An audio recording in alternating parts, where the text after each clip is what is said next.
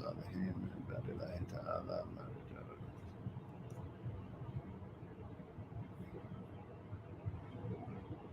فاتحة.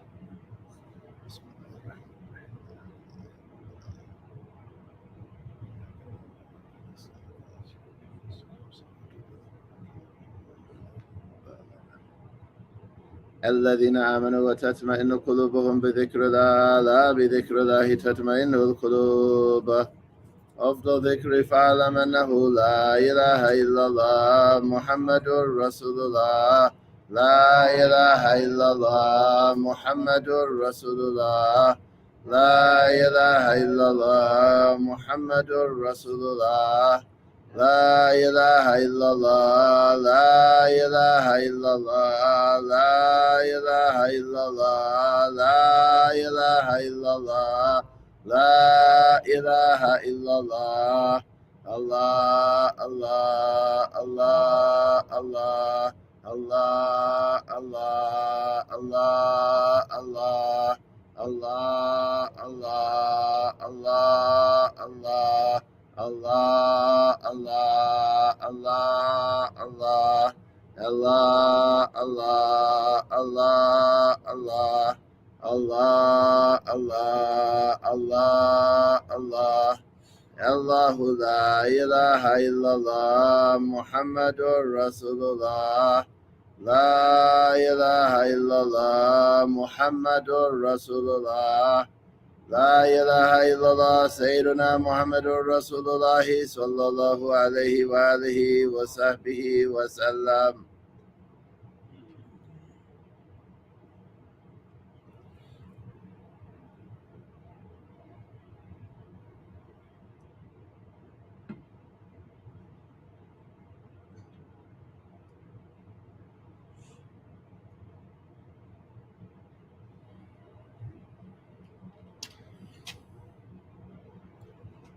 حضرة النبي سيدنا محمد صلى الله عليه وآله وصحبه وسلم.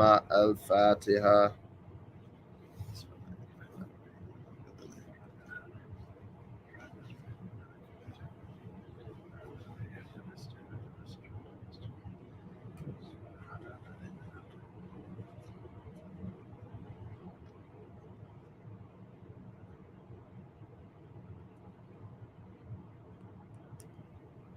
وعليكم السلام ورحمة الله وبركاته. We are on page 133, locations after the Fajr prayer. بسم الله الرحمن الرحيم. ألف لام ميم. ذلك الكتاب لا ريب فيه هدى للمتقين الذين يؤمنون بالغيب ويقيمون الصلاة ومما رزقناهم ينفقون والذين يؤمنون بما أنزل إليك وما أنزل من قبلك وبالآخرة هم يوقنون أولئك على هدى من ربهم وأولئك هم المفلحون. وإلهكم إله واحد لا إله إلا هو الرحمن الرحيم. اللهم إني أقدم إليك بين يدي كل نفس ولمحة ولحظة وخطرة وطرفة يطرف بها أهل السماوات والأرض وكل شيء هو في علمك كائن أو قد كان. أقدم إليك بين يدي ذلك كله.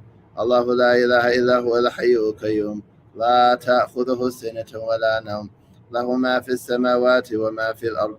من ذا الذي يشفع عنده إلا بإذنه يعلم ما بين أيديهم وما خلفهم ولا يحيطون بشيء من علمه إلا بما شاء. وسع كرسيه السماوات والأرض ولا يؤوده حفظهما وهو العلي العظيم. لله ما في السماوات وما في الأرض وإن تبدوا ما في أنفسكم أو تخفوه يحاسبكم به الله فيغفر لمن يشاء ويعذب من يشاء والله على كل شيء قدير. آمن الرسول بما أنزل إليه من ربه والمؤمنون كل آمن بالله وملائكته وكتبه ورسله لا نفرق بين أحد من رسله وقالوا سمعنا وأطعنا غفرانك ربنا وإليك المصير. لا يكلف الله نفسا إلا وسعها لها ما كسبت وعليها ما اكتسبت ربنا لا تؤاخذنا نسينا وأخطأنا ربنا ولا تحمل علينا إسرا كما حملته على الذين من قبلنا ربنا ولا تحملنا ما لا طاقة لنا به واعف عنا واغفر لنا وارحمنا أنت مولانا فانصرنا على الكافرين آمين. شهد الله أنه لا إله إلا هو والملائكة أولو العلم قائما بالقسط لا إله إلا هو العزيز الحكيم.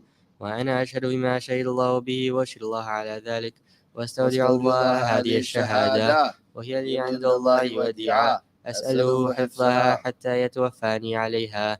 إن الدين عند الله الإسلام. قل اللهم مالك الملك اللهم مالك الملك تؤتي الملك من تشاء وتنزع الملك ممن تشاء وتعز من تشاء وتذل من تشاء بيدك الخير إنك على كل شيء قدير. تولج الليل في النهار وتولج النهار في الليل وتخرج الحي من الميت وتخرج الميت من الحي وترزق من تشاء بغير حساب. رحمن الدنيا والآخرة ورحمهما تعطي من تشاء منهما وتمنع من تشاء. أنت ترحمنا فارحمنا رحمة تغننا بها عن رحمة من سواك. اللهم اقض عنا الدين واغننا من الفقر. بسم الله الرحمن الرحيم. قل هو الله أحد الله الصمد لم يلد ولم يولد ولم يكن له كفوا أحد. بسم الله الرحمن الرحيم. قل هو الله أحد الله الصمد لم يلد ولم يولد ولم يكن له كفوا أحد. بسم الله الرحمن الرحيم. قل هو الله أحد الله الصمد لم يلد ولم يولد ولم يكن له كفوا أحد. بسم الله الرحمن الرحيم. قل هو الله أحد الله الصمد لم يلد ولم يولد ولم يكن له كفوا أحد. بسم الله الرحمن الرحيم. قل هو الله أحد الله الصمد لم يلد ولم يولد ولم يكن له كفوا أحد. بسم الله الرحمن الرحيم. قل هو الله أحد الله الصمد لم يلد ولم يولد ولم يكن له كفوا أحد. بسم الله الرحمن الرحيم. قل هو الله أحد الله الصمد لم يلد ولم يولد ولم يكن له كفوا أحد. بسم الله الرحمن الرحيم. قل هو الله أحد الله الصمد لم يلد ولم يولد ولم يكن له كفوا أحد. بسم الله الرحمن الرحيم. قل هو الله أحد الله الصمد لم يلد ولم يولد ولم يكن له كفوا أحد. بسم الله الرحمن الرحيم. قل هو الله أحد الله الصمد لم يلد ولم يولد ولم يكن له كفوا أحد. بسم الله الرحمن الرحيم. قل أعوذ برب الفلق من شر ما خلق ومن شر غاسق إذا وقب ومن شر النفاثات في العقد ومن شر حاسد إذا حسد. بسم الله الرحمن الرحيم. قل أعوذ برب الناس ملك الناس إله الناس من شر الوسواس الخناس الذي يوسوس في صدور الناس من الجنة والناس. بسم الله الرحمن الرحيم. الحمد لله رب العالمين الرحمن الرحيم مالك يوم الدين إياك نعبد وإياك نستعين اهدنا الصراط المستقيم صراط الذين أنعمت عليهم غير المغضوب عليهم ولا الضالين آمين. وعليكم السلام ورحمة الله وبركاته. Good morning, beautiful believers. And we are going to read the word of Sayyidina Sheikh Abu Bakr bin Salim. It is on page 144 or 5.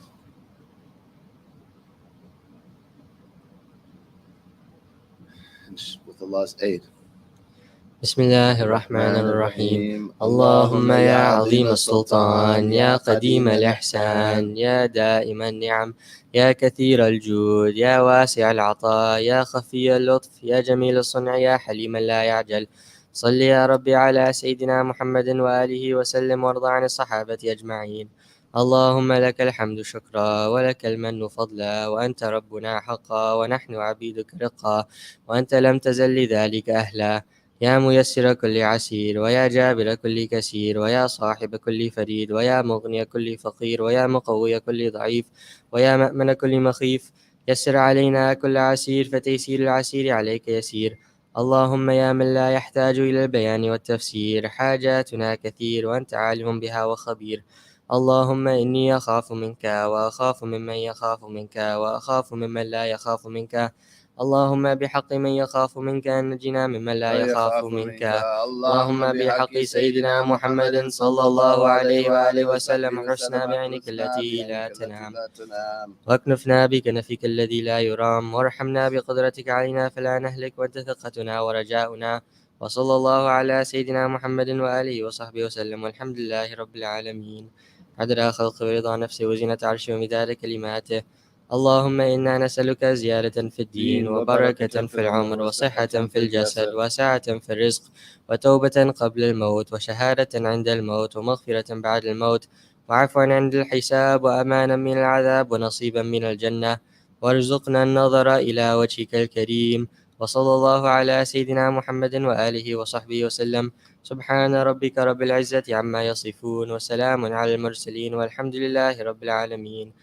في كل لحظة نبدأ عدد خلق رضا نفسي وزنة عرش ومداد كلماته. الشيخ أبي بكر بن سالم إن الله يعلي درجات من الجنة ويكثر من عباده.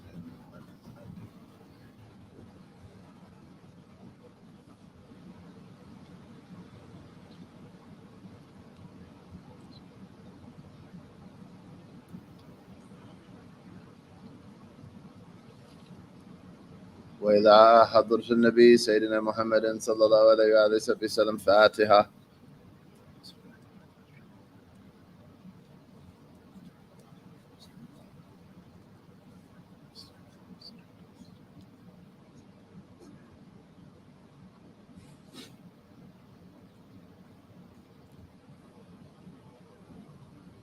We're to the Latif, and the heading is, the page is 151 or 2. بسم الله الرحمن الرحيم. قل هو الله أحد الله الصمد لم يلد ولم يولد ولم يكن له كفوا أحد. بسم الله الرحمن الرحيم. قل هو الله أحد الله الصمد لم يلد ولم يولد ولم يكن له كفوا أحد. بسم الله الرحمن الرحيم. قل هو الله أحد الله الصمد لم يلد ولم يولد ولم يكن له كفوا أحد. بسم الله الرحمن الرحيم. قل أعوذ برب الفلق من شر ما خلق، ومن شر غاسق إذا وقب، ومن شر النفاثات في العقد، ومن شر حاسد إذا حسد.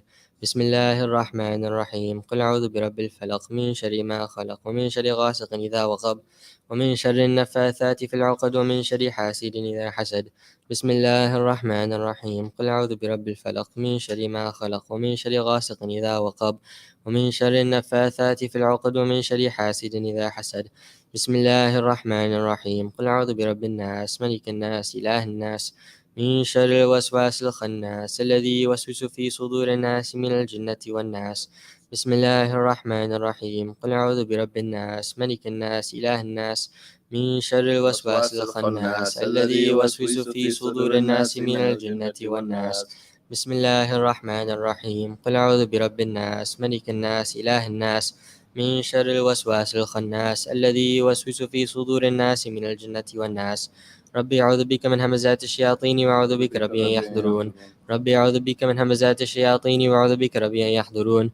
ربي أعوذ بك من همزات الشياطين وأعوذ بك ربي أن يحضرون. أفحسبتم أنما خلقناكم عبثا وأنكم إلينا لا ترجعون. فتعالى الله الملك الحق لا إله إلا هو. ومن يدع مع الله إلها آخر لا برهان له به فإنما حسابه عند ربه إنه لا يفلح الكافرون. وقل رب اغفر وارحم وأنت خير الراحمين. فسبحان الله حين تمسون وحين تصبحون، وله الحمد في السماوات والأرض وعشيا وحين تظهرون. يخرج الحي من الميت ويخرج الميت من الحي ويحيي الأرض بعد موتها وكذلك تخرجون. أعوذ بالله السميع العليم من الشيطان الرجيم. أعوذ بالله السميع العليم من الشيطان الرجيم. أعوذ بالله السميع العليم من الشيطان الرجيم. لو أنزلنا هذا القرآن على جبل لرأيته خاشعا متصدعا من خشية الله. وتلك الأمثال نضربها للناس لعلهم يتفكرون. هو الله الذي لا إله إلا هو عالم الغيب والشهادة هو الرحمن الرحيم. هو الله الذي لا إله إلا هو الملك القدوس السلام المؤمن المهيمن العزيز الجبار المتكبر. سبحان الله عما يشركون. والله الخالق الباري المصور له الأسماء الحسنى يسبح له ما في السماوات والأرض وهو العزيز الحكيم. سلام على نوح في العالمين إنا كذلك نجزي المحسنين إنه من عبادنا المؤمنين. أعوذ بكلمات الله التامات من شر ما خلق. أعوذ بكلمات الله التامات من شر ما خلق. أعوذ بكلمات الله التامات من شر ما خلق. بسم الله الذي لا يضر مع اسمه شيء في الأرض ولا في السماء وهو السميع العليم. بسم الله الذي لا يضر مع اسمه شيء في الأرض ولا في السماء وهو السميع العليم. بسم الله الذي لا يضر مع اسمه شيء في الأرض ولا في السماء وهو السميع العليم. اللهم إني أصبحت منك في نعمة وعافية وستر فأتمم نعمتك علي وعافيتك وسترك في الدنيا والآخرة. اللهم إني أصبحت منك في نعمة وعافية وستر فأتمم نعمتك علي وعافيتك وسترك في الدنيا والآخرة. اللهم إني أصبحت منك في نعمة وعافية وستر فأتمم نعمتك علي وعافيتك وسترك في الدنيا والآخرة. اللهم إني أصبحت أشهدك وأشهد حملة عرشك وملائكتك وجميع خلقك أنك أنت الله لا إله إلا أنت وحدك لا شريك لك وأن سيدنا محمدا عبدك ورسولك. اللهم إني أصبحت أشهدك وأشهد حملة عرشك وملائكتك وجميع خلقك أنك أنت الله لا إله إلا أنت وحدك لا شريك لك وأن سيدنا محمدا عبدك ورسولك. اللهم إني أصبحت أشهدك وأشهد حملة عرشك وملائكتك وجميع خلقك أنك أنت الله لا إله إلا أنت وحدك لا شريك لك وأن سيدنا محمدا عبدك ورسولك. اللهم إني أصبحت أشهدك وأشهد حملة عرشك وملائكتك وجميع خلقك أنك أنت الله لا إله إلا أنت وحدك لا شريك لك وأن سيدنا محمدا عبدك ورسولك. الحمد لله رب العالمين حمدا يوافي نعمه ويكافي مزيدا. الحمد لله رب العالمين حمدا يوافي نعمه ويكافي مزيدا. الحمد لله رب العالمين حمدا يوافي نعمه ويكافي مزيدا. آمنت بالله العظيم وكفرت بالجبت والطاغوت واستمسكت بالعروة الوثقى لا انفصام لها والله سميع عليم. آمنت بالله العظيم وكفرت بالجبت والطاغوت واستمسكت بالعروة الوثقى لا انفصام لها والله سميع عليم. آمنت بالله العظيم وكفرت بالجبت والطاغوت واستمسكت بالعروة الوثقى لا انفصام لها والله سميع عليم. رضيت بالله ربا وبالإسلام دينا وبسيدنا محمد صلى الله عليه وآله وسلم نبيا ورسولا. رضيت بالله ربا وبالإسلام دينا وبسيدنا محمد صلى الله عليه وآله وسلم نبيا ورسولا. رضيت بالله ربا وبالإسلام دينا وبسيدنا محمد صلى الله عليه وآله وسلم نبيا ورسولا. حسبي الله لا إله إلا هو عليه توكلت وهو رب العرش العظيم. حسبي الله لا إله إلا هو عليه توكلت وهو رب العرش العظيم. حسبي الله لا إله إلا هو عليه توكلت وهو رب العرش العظيم. حسبي الله لا إله إلا هو عليه توكلت وهو رب العرش العظيم. حسبي الله لا إله إلا هو عليه توكلت وهو رب العرش العظيم. حسبي الله لا إله إلا هو عليه توكلت وهو رب العرش العظيم. حسبي الله لا إله إلا هو عليه توكلت وهو رب العرش العظيم. اللهم صل على سيدنا محمد وآله وصحبه وسلم. اللهم صل على سيدنا محمد وآله وصحبه وسلم. اللهم صل على سيدنا محمد وآله وصحبه وسلم. اللهم صل على سيدنا محمد وآله وصحبه وسلم. اللهم صل على سيدنا محمد وآله وصحبه وسلم. اللهم صل على سيدنا محمد وآله وصحبه وسلم. اللهم صل على سيدنا محمد وآله وصحبه وسلم. اللهم صل على سيدنا محمد وآله وصحبه وسلم. اللهم صل على سيدنا محمد وآله وصحبه وسلم. اللهم صل على سيدنا محمد وآله وصحبه وسلم. اللهم إني أسألك من فجاءة الخير وأعوذ بك من فجاءة الشر. اللهم أنت ربي لا إله إلا أنت خلقتني وأنا عبدك وأنا على عهدك ووعدك ما استطعت. أعوذ بك من شر ما صنعت. أبوء لك بنعمتك علي وأبوء بذنبي فاغفر لي فإنه لا يغفر الذنوب إلا أنت. اللهم أنت ربي لا إله إلا أنت عليك توكلت وأنت رب العرش العظيم.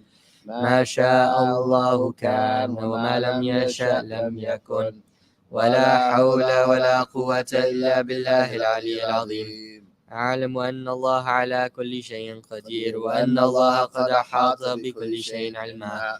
اللهم إني أعوذ بك من شر نفسي ومن شر كل دابة أنت آخذ بناصيتها إن ربي على صراط مستقيم. يا حي يا قيوم برحمتك أستغيث ومن عذابك أستجير. أصلح لي شأني كله ولا تكلني إلى نفسي ولا إلى أحد من خلقك طرفة عين. اللهم إني أعوذ بك من الهم والحزن وأعوذ بك من العجز والكسل وأعوذ بك من الجبن والبخل وأعوذ بك من غلبة الدين وقهر الرجال. اللهم إني أسألك العافية في الدنيا والآخرة.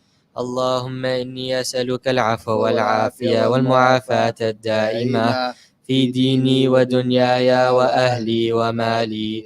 اللهم استر عوراتي وآمن روعاتي. اللهم احفظني من بين يدي ومن خلفي وعن يميني وعن شمالي ومن فوقي وأعوذ بعظمتك أن أغتال من تحتي. اللهم أنت خلقتني وأنت تهديني وأنت تطعمني وأنت تسقيني وأنت تميتني وأنت تحييني وأنت على كل شيء قدير. أصبحنا على فطرة الإسلام وعلى كلمة الإخلاص وعلى دين نبينا محمد صلى الله عليه وآله وسلم وعلى ملة أبينا إبراهيم حنيفا مسلما وما كان من المشركين. اللهم بك أصبحنا وبك أمسينا وبك نحيا وبك نموت وعليك نتوكل وإليك النشور. أصبحنا وأصبح الملك لله والحمد لله رب العالمين. اللهم إني أسألك خير هذا اليوم فتحه ونصره ونوره وبركته وهداه. اللهم إني أسألك خير هذا اليوم وخير ما فيه وخير ما قبله وخير ما بعده وأعوذ بك من شر هذا اليوم وشر ما فيه وشر ما قبله وشر ما بعده. اللهم ما أصبح بي من نعمة أو بأحد من خلقك فمنك وحدك لا شريك لك فلك الحمد ولك الشكر على ذلك. سبحان الله وبحمده عدد خلقي ورضا نفسي وزنة عرشي ومداد كلماته. سبحان الله وبحمده عدد خلقي ورضا نفسي وزنة عرشي ومداد كلماته. سبحان الله وبحمده عدد خلقي ورضا نفسي وزنة عرشي ومداد كلماته. سبحان الله العظيم وبحمده عدد خلقي ورضا نفسي وزنة عرشي ومداد كلماته. سبحان الله العظيم وبحمده عدد خلقي ورضا نفسي وزنة عرشي ومداد كلماته. سبحان الله العظيم وبحمده عدد خلقي ورضا نفسي وزنة عرشي ومداد كلماته. سبحان الله عدد ما خلق في السماء. سبحان الله عدد ما خلق في الأرض. سبحان الله عدد ما بين ذلك. سبحان الله عدد ما هو خالق. الحمد لله عدد ما خلق في السماء. الحمد لله عدد ما خلق في الأرض. الحمد لله عدد ما بين ذلك. الحمد لله عدد ما هو خالق. لا إله إلا الله عدد ما خلق في السماء. لا إله إلا الله عدد ما خلق في الأرض. لا إله إلا الله عدد ما بين ذلك. لا إله إلا الله عدد ما هو خالق. الله أكبر عدد ما خلق في السماء. الله أكبر عدد ما خلق في الأرض. الله أكبر عدد ما بين ذلك. الله أكبر عدد ما هو خالق. لا حول ولا قوة إلا بالله العلي العظيم عدد ما خلق في السماء. لا حول ولا قوة إلا بالله العلي العظيم عدد ما خلق في الأرض. لا حول ولا قوة إلا بالله العلي العظيم عدد ما بين ذلك. لا حول ولا قوة إلا بالله العلي العظيم عدد ما هو خالق. لا إله إلا الله وحده لا شريك له له الملك وله الحمد يحيي ويميت وهو على كل شيء قدير عدد كل ذرة ألف مرة. لا إله إلا الله وحده لا شريك له، له الملك وله الحمد يحيي ويميت وهو على كل شيء قدير عدد كل ذرة ألف مرة. لا إله إلا الله وحده لا شريك له، له الملك وله الحمد يحيي ويميت وهو على كل شيء قدير عدد كل ذرة ألف مرة. اللهم صل وسلم على سيدنا محمد مفتاح باب رحمة الله عدد ما في علم الله، صلاة وسلاما دائمين بدوام ملك الله، وعلى آله وصحبه عدد كل ذرة ألف مرة. اللهم صل وسلم على سيدنا محمد مفتاح باب رحمة الله عدد ما في علم الله، صلاة وسلاما دائمين بدوام ملك الله، وعلى آله وصحبه عدد كل ذرة ألف مرة. اللهم صل وسلم على سيدنا محمد مفتاح باب رحمة الله عدد ما في علم الله، صلاة وسلاما دائمين بدوام ملك الله، وعلى آله وصحبه عدد كل ذرة ألف مرة، في كل لحظة أبدا عدد خلقي ورضا نفسي وزنة عرشي ومداد كلماتي.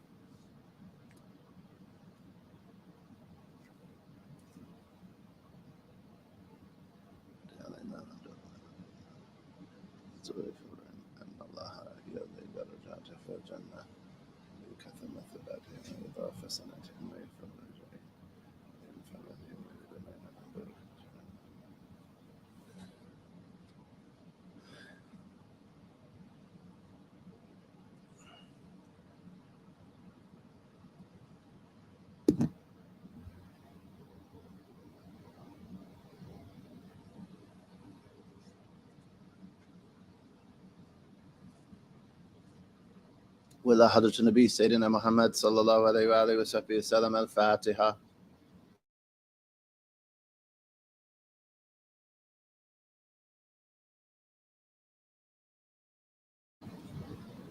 بسم الله الرحمن الرحيم. الحمد لله رب العالمين، وصلى الله وسلم على سيدنا محمد وآله وصحبه وتابعين لهم بإحسان إلى يوم الدين، وعلينا معهم وفيهم برحمتك يا أرحم الراحمين. نوينا التعلم والتعليم. We intend to learn and teach. والنفع والانتفاع والتذكير والمذاكرة والإفادة والاستفادة. We also intend giving and taking benefit, reminding others and ourselves remembering, and profiting mutually. We intend والحث على التمسك بكتاب الله وبسنة رسول الله صلى الله عليه وعلى آله وصحبه وسلم. We intend urging adherence to, encouraging adherence to the Book of Allah and the Sunnah of Allah's Messenger sallallahu alayhi wa alihi wa sahbihi wa sallama. وَالدُّعَاء لِلْهُدَى وَالدِّلَالَةَ عَلَى الْخَيْرِ. We intend calling a guidance and leading to good. ابتغاء وجه الله. We intend all of that seeking Allah. وَمَرْضَاتِ وَقُرْبِ وَثَوَابِهِ سُبْحَانَهُ وَتَعَالَى. We intend seeking nearness to Allah, His pleasure and reward. Subhanahu wa ta'ala. We intend what the compilers of these traditions intended, as well as the pious and our sheikhs, and what Allah knows of good intentions. And to proceed, alhamdulillah, it's Rabiul Awwal, Allahu Akbar, the month of the birth of the beloved. Allahumma salli wa sallam wa barak alayhi wa ala alih. The one who we can never thank Allah enough for, the one through whom we are made the best nation brought forth for humanity. The one who, sallallahu alayhi wasallam, when all of humanity is in peril, all of humanity is in peril, when all of humanity is sweating, right, up to their drowning in their own perspiration, in danger, in waves of humanity, even prophets are afraid. Greatest messengers are afraid. When even messengers will say, nafsi, nafsi. Right? Anyone that claims they'll always care about other people and never become selfish, except Rasulullah, is not speaking the truth. There are things that will make you only look out for number one. There are things that will make a man leave his brother, father, or wife, and a woman leave her child. Allah has told us that. Except Al-Habib. Al-Habib, he won't forget us at that time. He's the only one with that level of fortitude to stand in the face of that greatest manifestation of divine wrath on the Qiyamah. And Allah said, Rahmati sabaqat ghadabi. My mercy outstrips my wrath. And he is the Prophet of mercy. So he's the one that can withstand the wrath. Allahumma salli wa sallam wa barak alayhi wa ala alayhi. And this is the month when Allah gifted him to us. Allahumma salli wa sallam wa barak alayhi. So it's excellent. And every time it's wonderful to study his hadith. But alhamdulillah, especially this month. And as we said yesterday, let us compete in goodness this month. Let us compete, brothers and sisters, in goodness. Among that goodness, gathering in our homes and in groups and in various places to thank Allah for this Habib by reciting and studying his seerah, singing, poetry, prose, English, Arabic, other languages, beautiful, Urdu, Farsi, Fulani, anything. Any language, praise Al-Habib Al-Mustafa. And we hope in this community, if we say we're a community and even in the online family, that this happen at least once a day through this month. And alhamdulillah, in our personal community, I could say sisters have a head start. I know some sisters began last night reading the Al-Rahma, the poem we read Thursday night. They read it last night. So it was read the first eve of Rabi al-Awwal. It was read. And inshallah, let's keep it being read every day. If anyone with that kind of skills wants to make a spreadsheet for the days of Rabi'ah that people could check off, that'd be great. But the main thing, let's do it a lot. Let's thank Allah for this Habib. And as for his hadith, we are continuing the fourth hadith or fifth about the 7 mortal sins. Inshallah, Allah bless our time. Yeah, number 5. And I'm going to reread the hadith. Inshallah, Allah bless our time. We complete it today. There are a couple of really important points that require commentary and are actually personally obligatory. So this hadith, عن أبي هريرة رضي الله عنه عن النبي صلى الله عليه وآله وصحبه وسلم قال اجتنبوا السبع الموبقات الشرك بالله والسحر وقتل النفس التي حرم الله إلا بالحق وأكل الربا وأكل مال اليتيم والتولي يوم الزحف وقذف المحسنات الغافلات المؤمنات رواه البخاري ومسلم. Again, the translation of this hadith is, and actually I'll go point by point as we comment. On the authority of Abu Huraira, the Prophet sallallahu alaihi wasallam said, avoid the 7 deadly sins. You could also say that meant mortal sins, meaning sins that destroy deen. Sins that destroy deen. Ashirku billah, associating partners with Allah. And we commented before, that is to attribute a partner in divinity, which is deserving worship, to Allah. And this is talking about ashirk al-akbar, the great polytheism, meaning disbelief, attributing a partner to Allah, as opposed to a riyah, ostentation, showing off in worship, which is a minor shirk or a hidden shirk that the Prophet ﷺ warned us of. But what's being referred to here is the great shirk, right? Someone literally worshiping an idol. We seek refuge in Allah from that. And it proceeded that we said, al-kufr millatun wahida. All types of disbelief are one religion. So in sacred texts, the word shirk will be used, and the ruling is all types of disbelief. Even if some types of disbelief are uglier than others. From one point of view, you could say they're all lumped into one category. Couple of points of view, right? All types of disbelief. Associating partners with Allah, God forbid someone denied Allah, just out and out atheism. We seek refuge in Allah from that.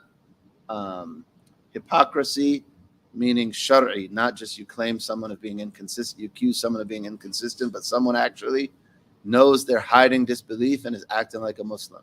It's a type of kufr, right? Type of disbelief. Also apostasy, we seek refuge in Allah from that. From the ugliest types of kufr is apostasy. All of those are ugly and types of disbelief, even if some might be uglier than others. Another point of view that you could view that is that if we talk about sins in terms of gravity, right, how bad it is, you could say the worst is disbelief. Then after that is innovation in creed, right?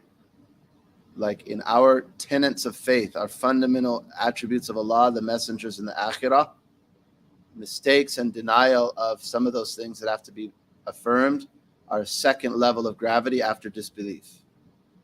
Then, third level is disobedience and behavior, right? Or you could say furu', secondary matters.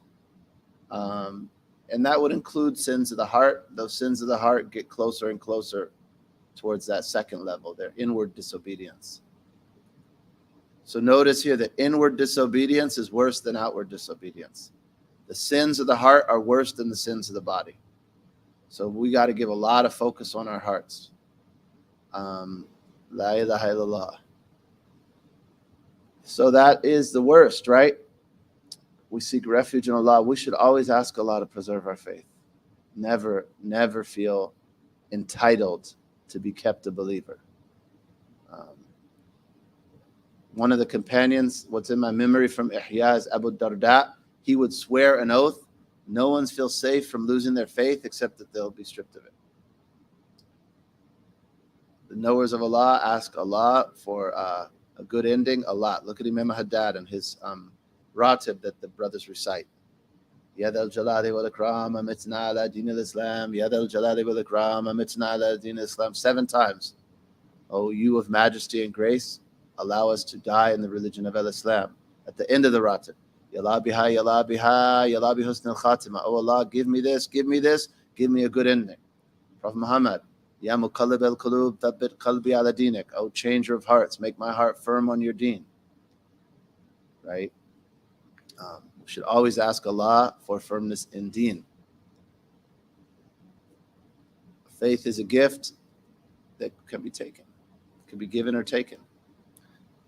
And for that reason also, we shouldn't look down on anyone, even an unbeliever. Allah could take away our gift and give it to them in an instant. Anyone you see, they could have a turn and become one of the great saints. And we could have a bad turn and become one of the great sinners. Our seal is concealed. Our seal is concealed. No one knows the end of their life. May Allah give us a good seal. So that is the first. That is all we covered. And then that brings us to the second, which is magic, as-sihr. They'll also translate it black magic. And I'll just say witchcraft. If I say black magic, my people might be upset at me. If I say witchcraft, I don't know. Witchcraft isn't feminine or masculine, so we're good there. We're good, inshallah ta'ala. Sihr is in Arabic. So sihr is affecting perception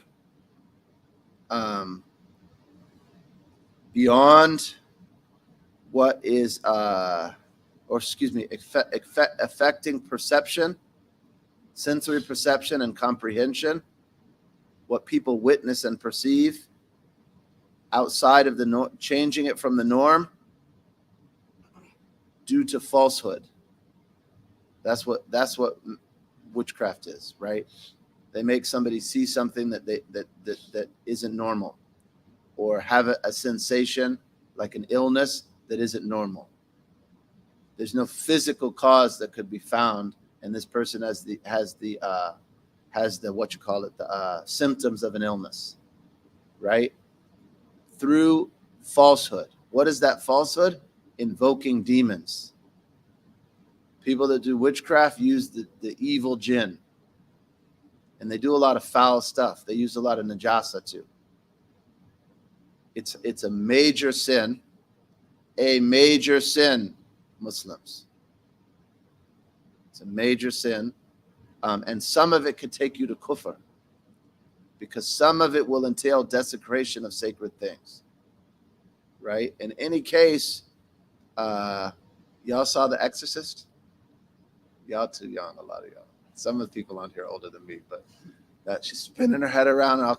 Just don't mess with that world. You're messing with demons. You're messing with demons. It's going to come back to you.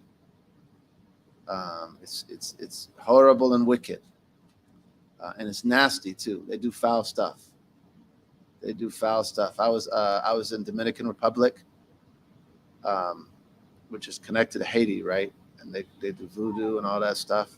We were down swimming in the Caribbean. It's beautiful, beautiful cliffs, went straight down about 20 feet to the ocean, then the ocean straight down, probably another 20 feet, so you could just jump off. But the rocks were all like there were nooks and everything in the rocks.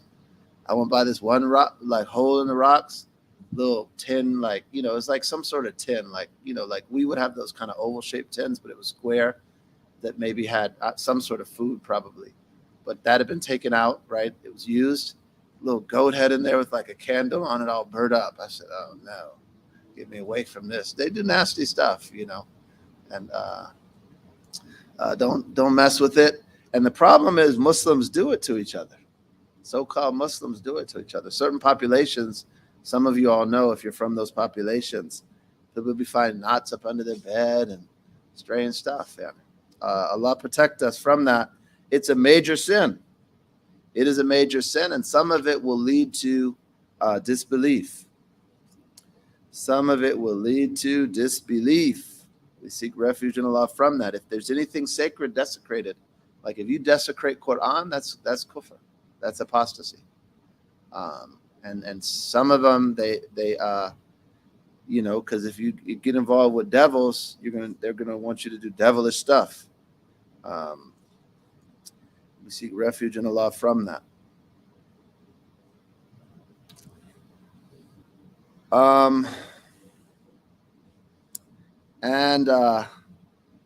One thing about sihr is it can't withstand dhikr of Allah. Dhikr of Allah can break it. Like the Prophet sallallahu alaihi wasallam. Some of the Jews of Al-Madinah did a spell on Prophet Muhammad. They took hairs from his comb and teeth from his comb, and they put it inside what seals the male portion of a date flower, like dates plants flower, a section of the date's flowering process. It looks like a little case, kind of like a bean case, right? A little flatter though.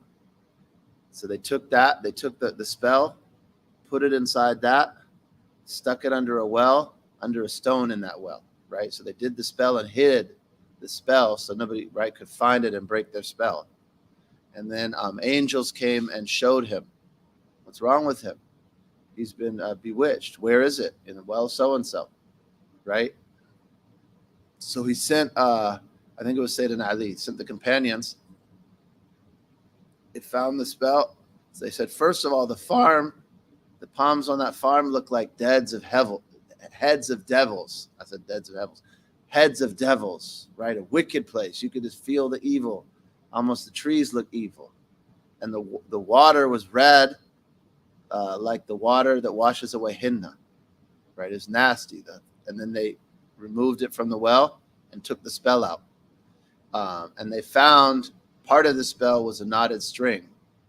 On the number of knots of the verses of Qul A'udhu bi Rabbil Falaq and Qul A'udhu bi Rabbin Nas. And every time he recited a verse, a knot was untied till he was released from the spell. Point being, with dhikr of Allah, it cannot the magic cannot withstand dhikr of Allah. But not just everybody and anybody's dhikr. You might have to have a specialist, someone with special presence, right? Not everybody's going to recite with the presence of Prophet Muhammad sallallahu alaihi wasallam. So keep up your dhikr. Keep doing your dhikr. And also, one shouldn't always be suspicious of everyone doing magic on you. If you're from a community that does that, don't run around like paranoid and suspicious all the time. Do your avoid sin, because the cause of every misfortune is disobedience, right? So my sheikh taught us the cause of magic and evil eye is disobedience. So avoid disobedience and you'll be all right, right? And maintain adab, right? Otherwise, Allah might give you a little lesson to teach you manners if you don't maintain manners. Second, recite Quran regularly. Have a place mark where you're working through the Quran. And then do your dhikr regularly. You know, your regular dhikrs after the prayers, morning, evening like this, circumstances, other adhkar. Inshallah, you'll be safe, and then depend on Allah and don't walk around paranoid your whole life or suspicious of others. Every single, you get a little sniffles, oh, someone put a spell on me. That can lead to something else.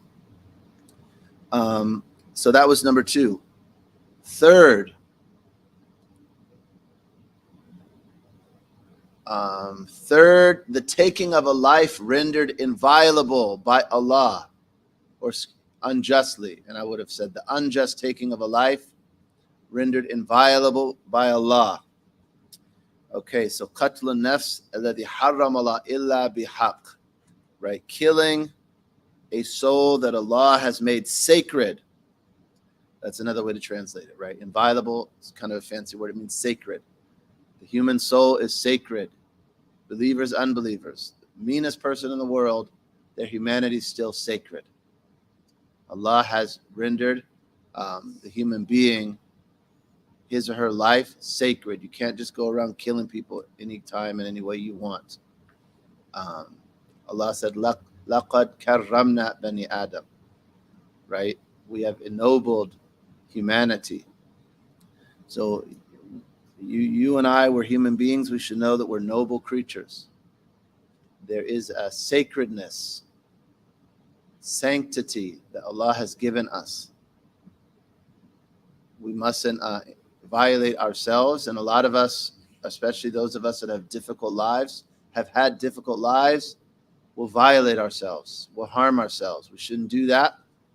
We should know that we're a noble creature that Allah loves and created and in a beautiful way and gave us a sanctity. Even if someone might have a low self-esteem and think, I'm not worth anything. But if you look from the point of view of Allah, not yourself, take yourself away from yourself for a minute.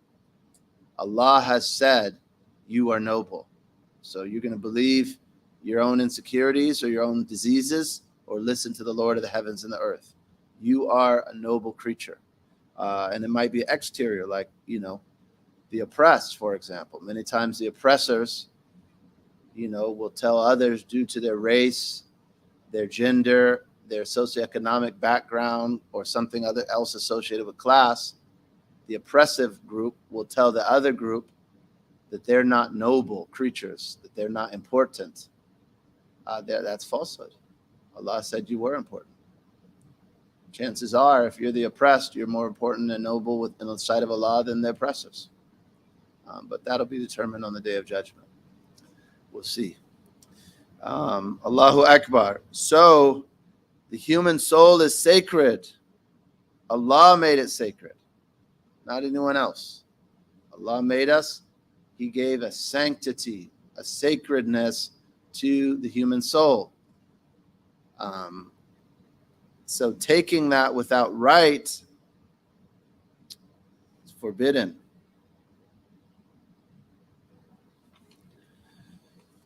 La ilaha illallah. Masalli ala Sayyidina Muhammad. So what is right? Nafsu bin nafs. Murder is a capital offense. Right?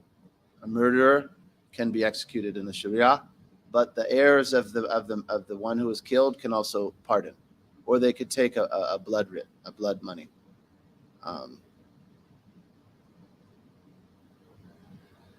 Al-Thayyib Azani.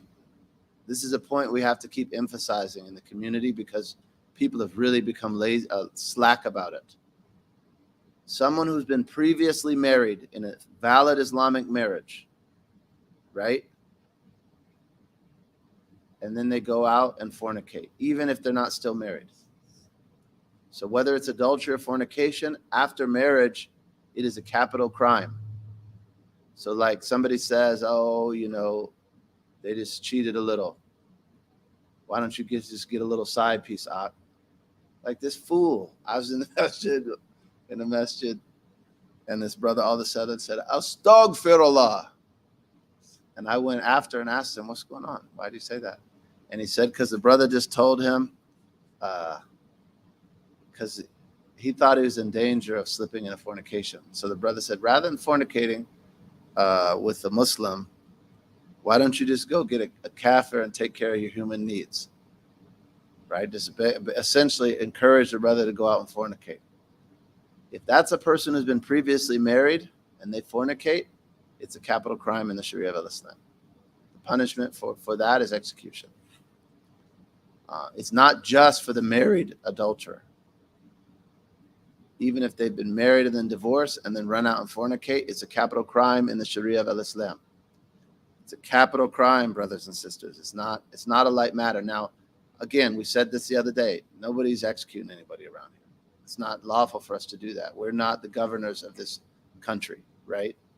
I'm just saying this. And also, it's a very hard crime to enforce because you have to have 4 witnesses to that. And where are you going to get 4 witnesses?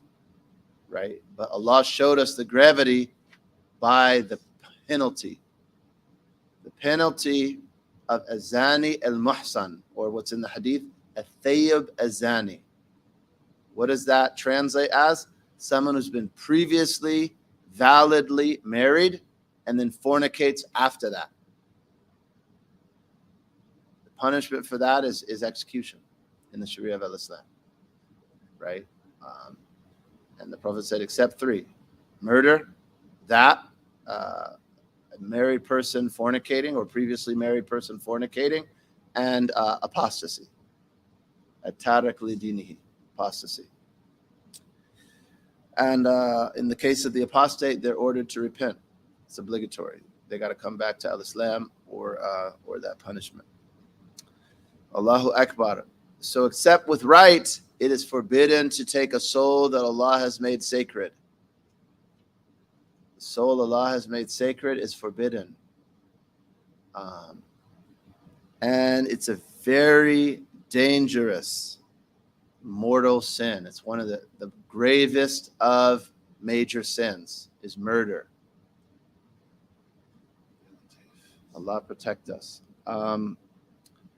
The Prophet ﷺ said, and this is a strong, well-known hadith, لا يزال المسلم في فسحة من دينه ما لم يصب دم امرئ حرام. That a person still continues to have latitude, they have room in their religion, as long as they do not transgress the haram blood of a human being. Meaning that you're going to have room, right? You have you have latitude. You have leeway in your religion until you wrongfully kill someone. Then you really have very little leeway. It comes in hadith, someone who helps the wrongful death of a Muslim by half a word, right? They are a what is the word? Accomplice to murder. What was their participation in that murder? Half of a word in the hadith. They will be resurrected, and between their eyes it's written, this person has no hope for Allah's mercy. Ayasun min rahmatillah. Right? There is actually a difference of opinion whether a murderer can repent. And the soundest position is that they can. Right? And I just say all of these hadith to reference how grave of an offense it is to murder someone. It's a very, very grave offense. It's a very grave offense. And in our community, by that I mean specifically our indigenous African-American Muslim community, we have to really remind the believers of the sanctity of human life. And that's past and present. You know, the media is constantly telling our young people that human life isn't sacred, that murdering someone is an honor, is a badge of honor. You know, even gangs, they do initiations. Murder might be that. We seek refuge in Allah from that. But it's not a matter. It's hard to get out of. It's a very hard crime to get out of.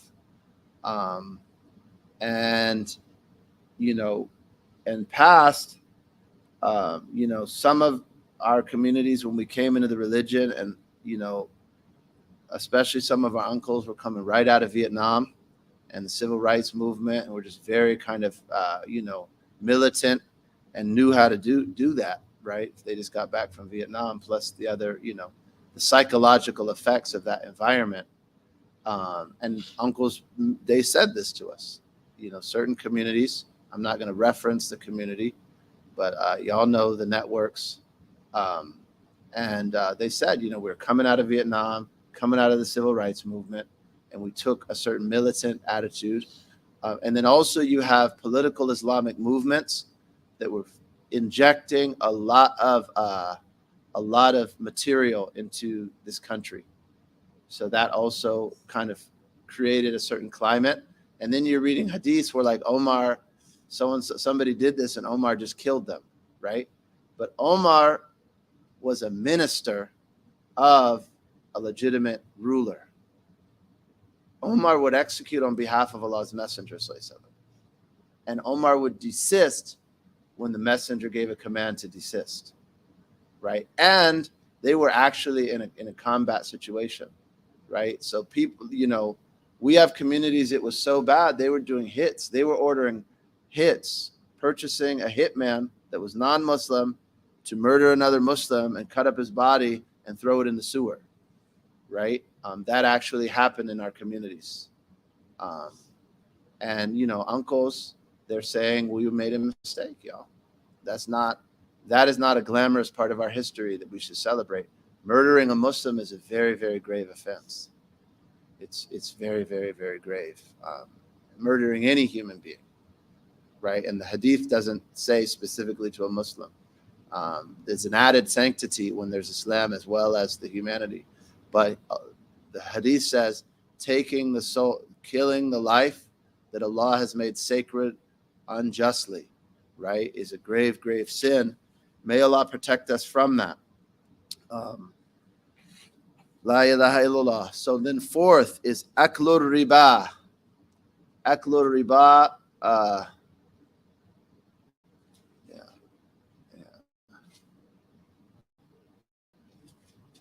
Aklur riba is consuming usury.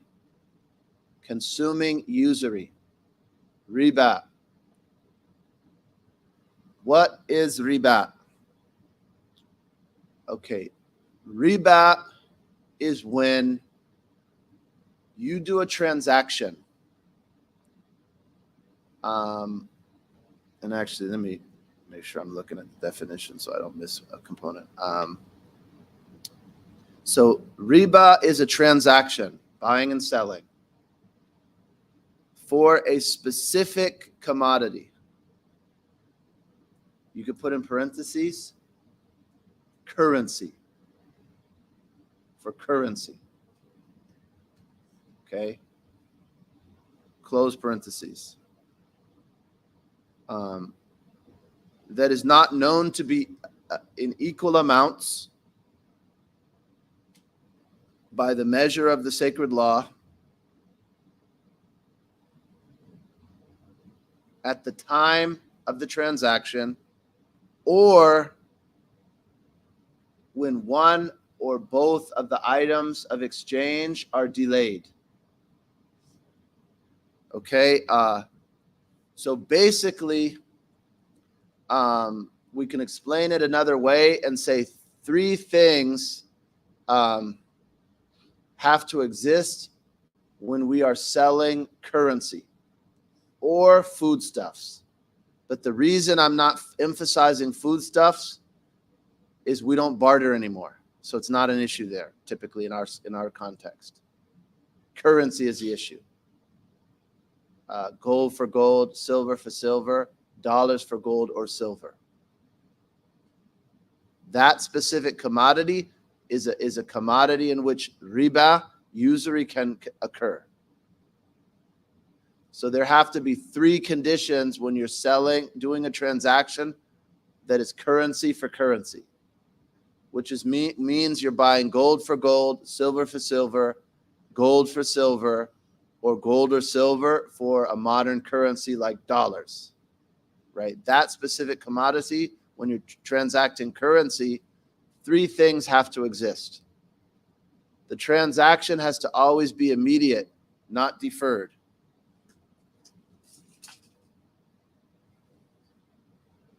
Has to be immediate, not deferred, right?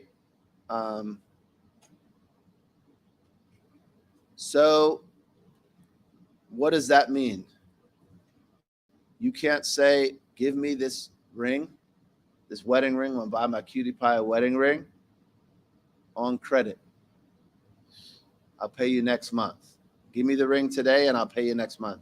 It's not permissible. It is not permissible. Wallahi al-azim, it's not permissible in the Sharia of Muhammad bin Abdullah. Right? That is riba. That is riba. That transaction is riba. And knowledge of how to do transactions and avoid riba and other falsehoods is personally obligatory. And you got 100,000 people that will sit down at a coffee table and talk about the religion and how to manage organizations that you couldn't have this conversation with, which is a damn shame. We're not studying the religion. And it's not a difficult transaction. Just got to do it a certain way, right? But all it needs is what? It needs what we saw in the hadith of the one that incorrectly prayed. Teach me, O Messenger of Allah. People that are recognize they need to learn and are willing to just slow down for a second, not know everything, and ask and be told how to do it in the Sharia, right? Okay, so three things have to be present if you're doing currency. The contract has to be immediate, not deferred, not to a deferred term. There has to be equality between the two items, right? I'm saying equivalence is better. Equivalence between the two items. You have to sell exactly 1 gram of gold for exactly another gram of gold. And the item has to be exchanged prior to the parties separating.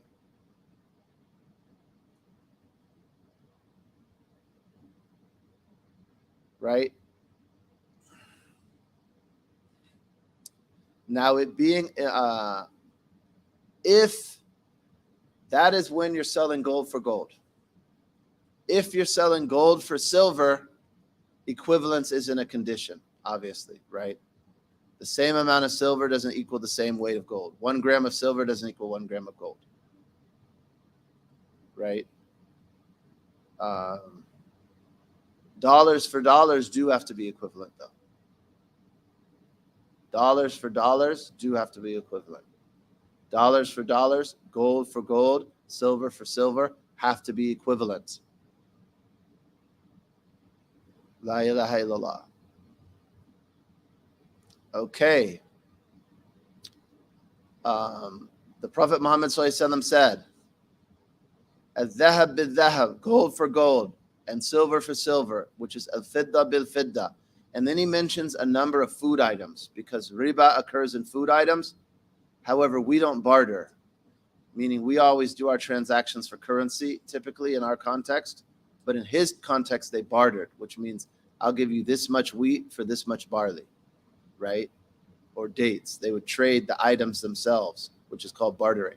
So he also said, and some people who are businessmen do trades. So if you're a businessman, you got to know this. If you're trading foodstuffs, wal-burru bil-burri, wa-sha'iru bil-sha'iri, and wheat for wheat, barley for barley, wa-tamr bit-tamri, dates for dates, wal-milah bil-milah, salt for salt. He said, mithlun bi mithlin, sawa bi sawa. It has to be exactly equivalent. They have to be equal. Yadan bi yad. It has to be a hand-to-hand exchange. فَإِذَا اخْتَلَفَتْ هَذِهِ الْأَجْنَاسِ فَبِيعُوا كَيْفَ شِئْتُمْ إِذَا كَانَ يَدْ بِيَدٍ. If the species are different, the types of things are different, sell as you will, as long as it's hand-to-hand. So what does that mean? All right, let's say, okay, this is a ring. This is a ring. I got a brother right here, sitting here, right? Were I selling him this ring? But I'm not, right? I'm not ready to sell my ring. Inshallah. I would say, I'll sell you this ring for $30, right? Or I could say, I'll sell you this ring for a dirham. If I did the latter, it would have to be equal weight if it was silver, right? If I did dollars, different species. So let's just say I sell you this ring for $30. He says I accept. I have to hand it to him now before we separate. That's what the Prophet ﷺ said, yed bi yed. The transaction has to be immediate, and exchange has to occur while the people are physically present together prior to their separating. That's what's meant by this hadith, right? So if I were to say, I'll sell it to you, he says, I accept, that is an exchange, right? And then I say, but I have khutbah Friday. Let me just do one more khutbah with my ring, because I don't have another one yet, and I always wear a ring for khutbah. And then we part. That's haram and riba. Why? Because exchange didn't occur prior to us parting. Also, if I said, I'll sell you this for 30, I hand it to him and I say, okay, you can give me my 30 when you get paid, and we part. Invalid riba, right? Why? Because it's to a deferred payment. It's not permissible. That is riba. Exchanging currency, and gold and silver are currency, and modern currencies represent that. So dollars is treated as a currency in this regard. It has to be an immediate contract when it's currency for currency, right? Gold for gold, silver for silver, gold or silver for dollars, dollars for dollars, dollars for British pounds, or what have you. If you're dealing with a money changer, the articles have to be exchanged before you separate, right? Otherwise, it is riba. This is a lesson in hadith. I'm emphasizing this for two reasons. One, just so you understand the hadith, to demonstrate riba, and then also just to show that transactions in the Sharia of Al-Islam are specific. And a little bit of knowledge of transactions is necessary to avoid riba or other types of invalid and impermissible transactions, right? However, how do you really gain that skill? By actually sitting with someone in a class about Islamic transactions, right? And there are courses that are offered and books where they could be that can be better studied. And then there are various types of riba, right? There are various types of riba. One of them is called the riba of increase, riba al-fadl. Like if you say, I will sell you $100 for $123, which are interest-bearing agreements that people do in modern times, right? So if you sell dollars for dollars, there has to be equivalence on both sides of the transaction. That's what that amounts to. So, you know, and a branch of that is what's called the riba of a loan. So I'll loan you $100 for 6 months. You got to give me back $111. Well, akhi, I'm a businessman, and you know it's inflation. My $100 isn't worth the same amount in 6 months. I want 111 back. Now you Jews, it's not permissible. It's a riba, right? It's a riba. What do you call it? Payday loans. I'll loan you this much. Pay me back in 2 weeks, a little bit more when you get paid. It's riba. It's not permissible.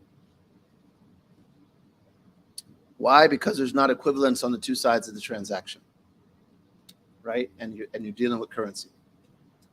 You're dealing with currency. It's dollars for dollars, and there's not equivalence. And you know, riba has never been valid in any sharia. No sharia of any messenger allowed riba, and it's a way that the wealthy and the powerful take advantage of the weak. People that when someone borrows, they're really in need. There's actually a difference of opinion in the sharia. Is lending money or charity more meritorious? And the scholars that say lending is more meritorious, they say because the person who borrows is really in need. People only borrow when they're really in need, right? So if someone comes to borrow, that's a person in a vulnerable, needy position. And if you take advantage of that position to profit from them, that is usury and riba. It lands a lot of people in debt that is debilitating. And you know, in this situation, you might have an old person pay for their house for decades and then miss a payment. Their house gets repossessed, and they lose all the value of that house, the collateral, the equity that they had been paying into it. It's just disgusting. That is riba, and the Sharia of Al-Islam prohibited it. And alhamdulillah, the Muslims are one of the last religious groups that still maintains, generally speaking, the avoidance of that prohibition, that we're in an era where we're all affected by the dust of it. But if people say, oh, well, you're affected by the dust of riba, so let's charge headlong in, that's like somebody smoking cigarettes saying everything causes cancer. It's greater effects, you know. Allah protect us from riba. So that is riba. But this treatment isn't sufficient. Everyone should have a class about money matters. One class I recommend on money matters is Seekers Guidance Money Matters classes that are free and accessible online. And part of the reason I recommend Seekers Guidance is the Hanafi school is more practical for transactions than other schools, especially the Shafi school is really narrow in transactions. So it's not as practical in modern times. Because Sheikh Faraz Rabbani, he studied Islamic finance, and he studied with, for example, Mufti Taqi Usmani, who's highly respected in this regard. Sheikh Faraz is one of my go-to people for Islamic finance questions, as is Sheikh Taha Abdul Basir. We'd like to eventually do some classes with Sheikh Taha if that's possible. Those might be more advanced classes, though. Seekers Guidance is excellent as a Money Matters class. We encourage that. And then the next one, La ilaha illallah. So this treatment isn't enough. Consider this an introduction and a warning of riba. And again, remember, these are mortal sins, right? So we want to take this warning, but understand that really to understand the details of what riba is and how it can be avoided, you're going to need a course. You'll need a course. But just understand, if you're going to do a transaction that entails currency, you got to research it. Make sure it's done accurately, right? Don't just charge into it, because it can be riba, currency or foodstuffs. La ilaha illallah. Another thing about riba that emphasizes its danger is Allah does not declare war on anyone except for two things: riba and people who have enmity towards the awliya, towards the friends of Allah. Extremely dangerous. If Allah makes war on you, who's going to lose? Right? One does not want to expose oneself to Allah making war on you. Another detail: forbidden transactions are also invalid, which means that the two parties do not rightfully own what was exchanged. Like in that scenario, if I did this exchange with the brother, I said, I'll sell you this ring for, were I to say, I'll sell you this ring for $30. He were to say, I accept. And I'll say, all right, you can give it to me next week. I will keep my ring one more week so I can have khutbah one more time with my ring on, right? Then we part without exchanging, right? Then say, I give it to him later and I get the money. He doesn't own the ring and I don't own the money, because it was not a valid transaction. And ownership is only transferred from one rightful owner to another by a valid transaction. Engaging in the invalid transaction is impermissible and it is invalid. A transaction meaning being invalid, it's not legit, it's an illegitimate transaction, means that ownership hasn't been transferred between the two parties. So then now I'm holding $30 I don't own, he's holding a ring he doesn't own. This is not lawful money for me. It's unlawful money. And I don't own it. So then I go and I buy some food for my family and come home and feed them that. That food is not lawful. And it comes in hadith, all flesh which is nurtured by ill-gotten wealth is more deserving, more fitting to the fire. Kullu lahmin nabata min suhtin fannaru awla bihi. Prophet said that, sallallahu alaihi wasallam. It's Sahih, Hakim and others narrated it. Right? So if we do invalid transactions, that means our wealth becomes mixed with ill-gotten wealth, invalidly, unlawfully acquired wealth. And that has really dark ramifications spiritually for our households. Right? Like maybe a lot of us have children. Maybe our children act up sometimes. Maybe they're acting up because we fed them haram. Maybe we weren't cautious about the transactions. Or, sometimes maybe a brother thought, I'll hit a lick and feed my family with that. Ill-gotten wealth. Then I sat with one of my sheikhs. Someone was complaining about their child's misbehavior. And among the advice the sheikh gave is, repent for any haram you fed them. Right? And the scholars say a rule of thumb: someone who eats halal will obey Allah whether they like it or dislike it, whether they like it or not. And someone who eats haram will disobey Allah whether they like it or not. Because when you eat haram, your energy is haram. So haram energy is going to result in what? Haram actions. Halal energy is going to result in what? Halal actions. Right? So, and again, I know I'm being a little tough and I'm mentioning details, but these are layers of the deen that are really important. We have communities where all the kids are acting up. Maybe we were acting up. Maybe we made them consume a lot of haram stuff behind foolishness. Just, not bothering to learn the deen, or God forbid, actually going out and doing things we knew were haram and then taking them back and feeding it. And a lot of us know interest is haram, right? A lot of us know that, but there's a lot of negligence about just, running up credit card debt that has interest. And, we should really get away from this. We should try to eliminate all riba and all other invalid transactions and unlawful wealth from our homes and lives. It really has a very, very powerful spiritual effect.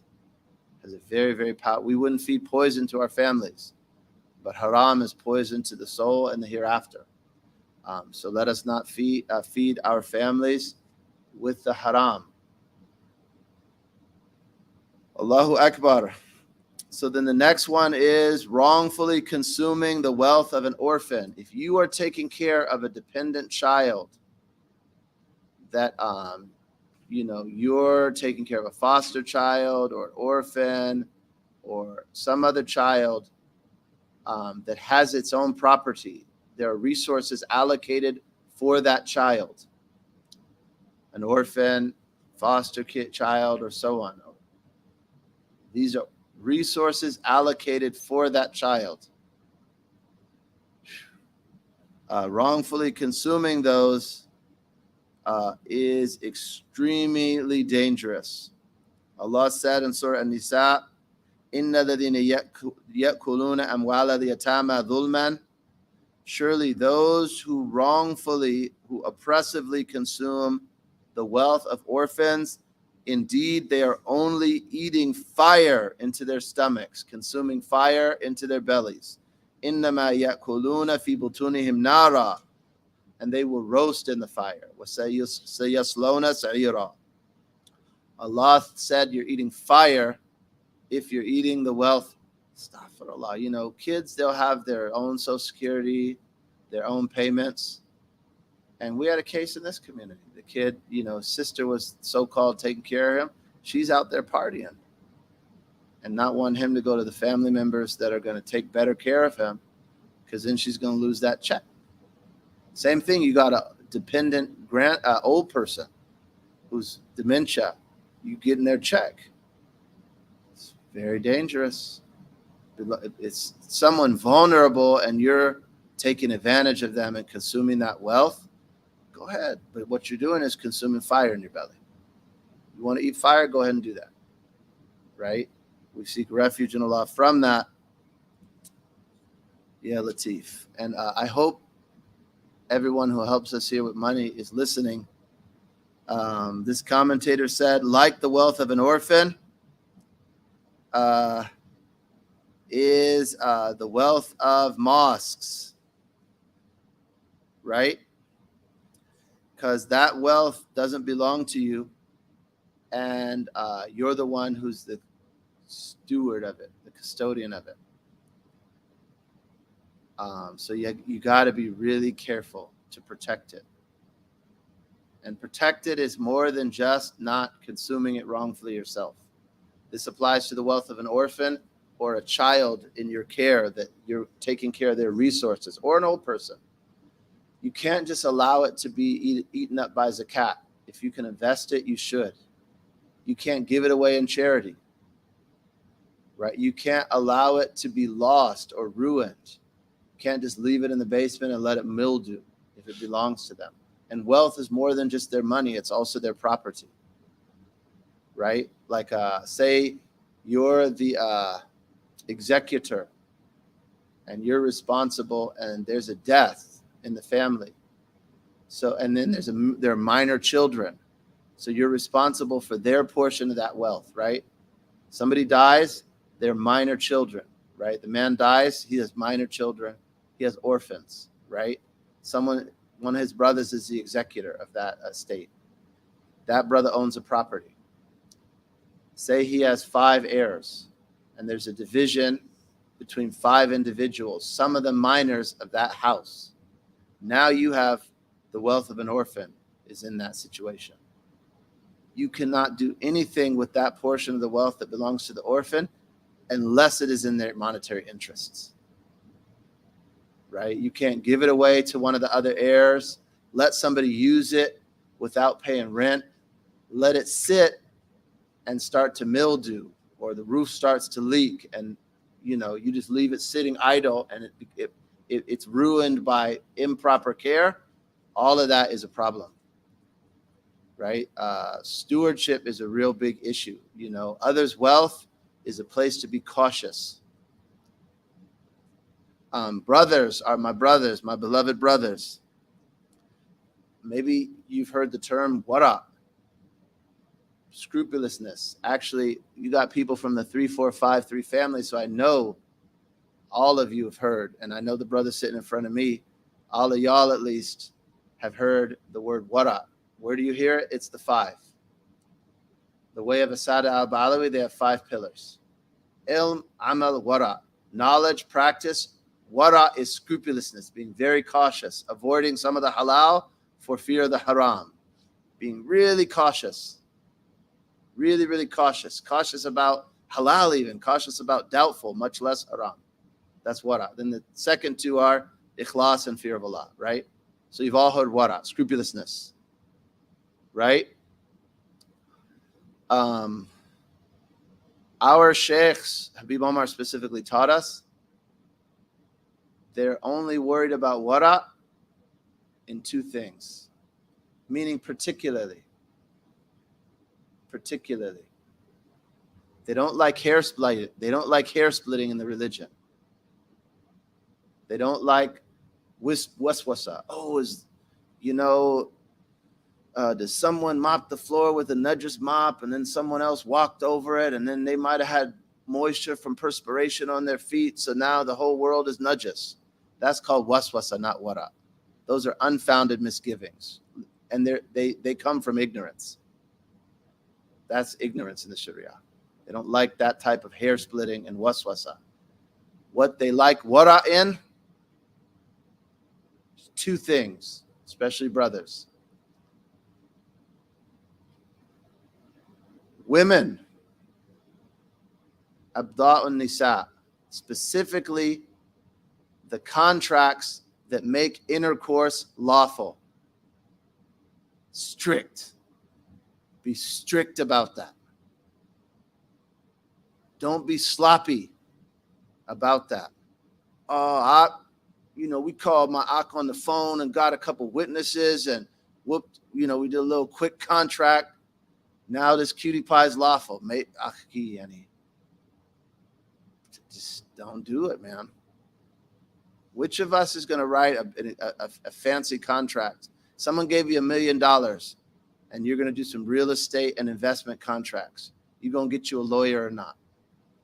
You just going to ox? Me and a couple ox are going to write a contract. You're going to get you a lawyer if you got $1 million.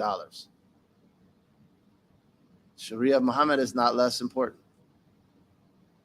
Be cautious in matters that pertain to our sister's honor being made, our sister's honor and, relations being lawful between man and wife, right? That is a place for caution. And the other is amwalun nas, people's property. Be very careful about people's property. Because until there's a valid and lawful exchange in the Sharia, if you get their property and wrongfully consume it, you are going to be indebted to them all the way until the day of judgment, unless they excuse you. And we're taught on the day of judgment, you're going to be asked about, it's like mascara, but it's not, antimony, kohol, right? The little dust, the black dust you put on your eye, and the earth between your fingers on Yom Al-Qiyamah. And on Yom Al-Qiyamah, the currency is not gold and silver anymore. It's good deeds and bad deeds. You wrongfully took someone's money in this world, you're going to give them back good deeds on the day of judgment. And the Prophet Muhammad said, that is the one who's bankrupt. He struck someone wrongfully. He spoke about them wrongfully. He took their money wrongfully. This one will come and take his good deeds. That one will come and take his good deeds. The other one will come and take his good deeds till he doesn't have any more good deeds. Then they'll start to heap their sins on him. They'll throw their sins on him, throw off sins from them, throw them onto them until they're thrown in the hellfire, that person. And he said, that is the one who's bankrupt. He's bankrupt because he violated others. You can't violate people's persons, like in killing a soul wrongfully. Can't violate people's reputations, like backbiting them. And to our brothers and sisters locally, let's be real careful about how we're talking about each other in these days. Especially, communities, families get in disagreements. Careful what you say afterwards, because honor is important. And wealth. Violate their wealth, you owe them on Yom Al-Qiyamah. So that really requires caution. For that reason, they love wara in that. And also matters related to lawful marital agreements between men and women. That's a very grave thing, right? Don't just do any old kind of marital agreement. Do a very strict, valid marital agreement, right? And it's as though their concern there is particularly protecting women, because the way they phrase it is what renders intercourse with women lawful, right? Which would appear that they're trying to give us alert us to a point that we really have to be very careful. You can't just come at these sisters anyway, right? We can't do it. We cannot do it. And we have to be the most honorable and cautious of Allah's laws in how we engage in all of these affairs. La ilaha illallah. And I'm conscious that we've gone long, but this is just a long hadith. So we're going to quickly knock out these other two. 6 is running in battle, which is to flee on the day of military engagement.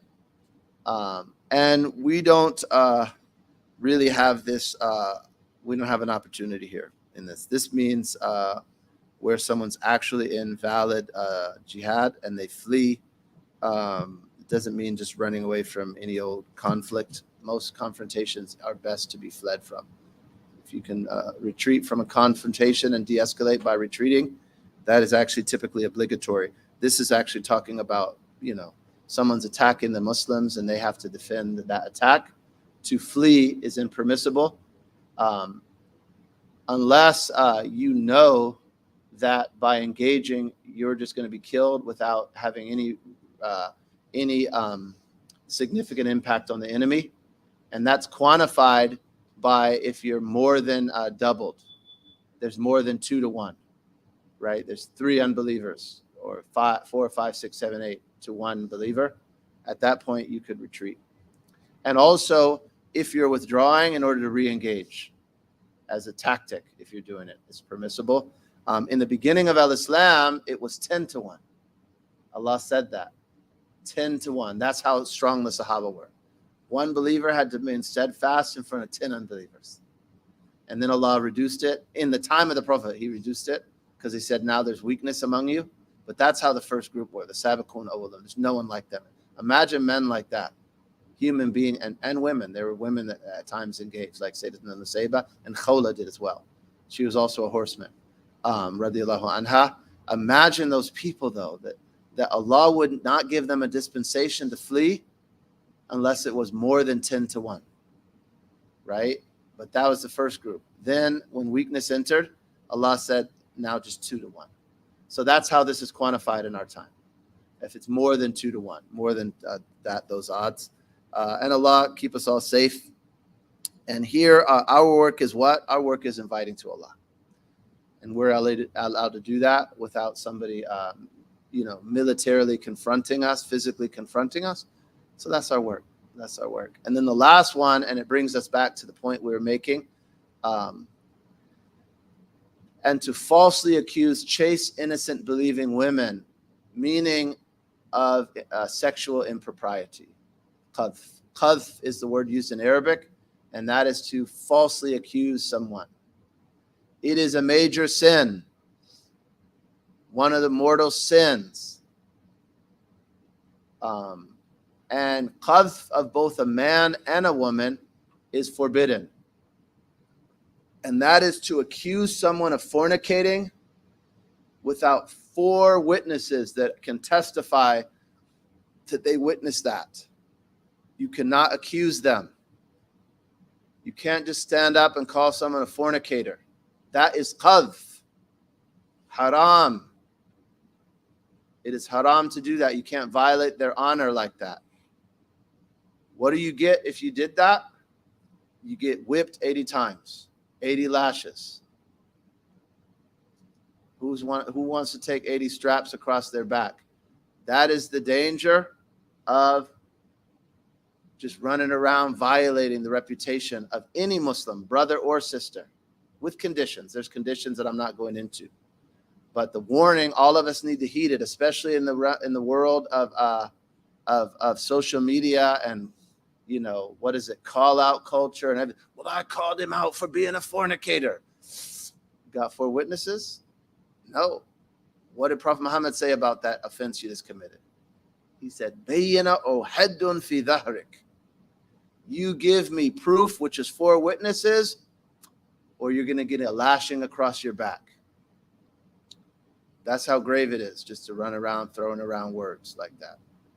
And then notice, that's just qadhf in general, making accusations of impropriety in general. This mortal sin, and it appears specifically that the Prophet ﷺ here is protecting the honor of our women, right? Our sisters. It's a mortal sin to wrongfully accuse, right? Which wrongful accusation is an accusation without 4 witnesses. Even if you, the one witness, knows, you know 100%, it's still qadhf. You don't got 3 more people with you to testify, you got to remain silent. Or otherwise, it's Prophet. Why? Because the Sharia said so. That's why, everybody. Because Prophet Muhammad ﷺ said so. But what if? I don't understand all that stuff. What I understand is Prophet Muhammad ﷺ said so. That's why. Got to 4 witnesses. Even if you're right, 2 witnesses come up. Nope, not good enough. Those 2 witnesses get 80 lashes across their back if they run around talking about that. People's reputations are inviolable. They're sacred, right? And he mentioned, and here it's as though the Prophet ﷺ is particularly protecting the reputations of our sisters, right? Now, there's a point, though. If someone damages their own reputation, then they've removed that protection from them. So, you know, if it's the person who shows up with the baby mama and the baby daddy and everybody knows, oh yeah, we were dating and we had that baby, but then, you know, we married now and it's cool, right? That person is not muhsan. This person you can't accuse like that is someone who's known to be chaste, right? That person's known to be unchaste. You want to show up to the masjid with, you know, baby mama or baby daddy, like it's A-okay, and then everybody, but we're going to do marriage now. You're not in this category. You've removed that protection from yourself, right? And we seek refuge in Allah from that. But, you know, someone whose sister's always, you know, been honorable, maintained her honor, just totally unaware of any of this indecency, minding her own business, and someone's running around accusing her because they didn't like this or that she did. Right? Haram. And as Prophet Muhammad threatened, a mortal sin. Al-mubiqat. He said, avoid entirely the 7 mortal sins, the last of them being this. Right? The last of them being this, and this to recap and close. And I know this is a little bit long. The hadith is long, and there's a lot of fiqh in it. So the Prophet ﷺ said, avoid entirely, ijtanibu, the 7 deadly sins, associating partners with Allah, witchcraft, the taking of a life rendered inviolable, the unjust taking of a life rendered inviolable, sacred by Allah, consuming usury, riba, consuming the wealth of an orphan, to flee on the day of military engagement, and to falsely accuse chaste, innocent, believing women, meaning of sexual impropriety, mortal sins, major sins. May Allah protect us from those. And some of the fiqh that we can understand from this is that we should entirely avoid these sins, that they're major sins. Also understand that the number 7 is just for reference, to help you remember, right? And as a list. And not to limit it to these 7, okay? And a legal principle is al-adad la mafhuma lahu. Numbers referenced in sacred text, they don't necessarily have legal import, right? That's a maxim in the law, right? So if you see hadith, these 5 things, these 3 things, these 7 things, those are lists, and they help you remember them, right? If you're going to list this hadith, start saying 7, then listing the 7 is going to help you reference those 7. But it doesn't mean that major sins are limited to those.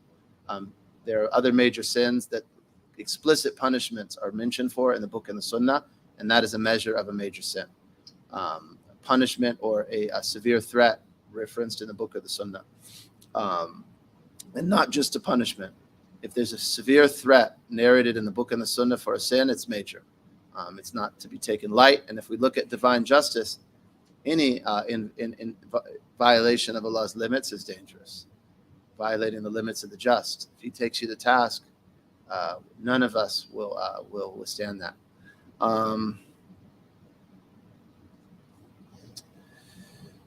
La ilaha illallah.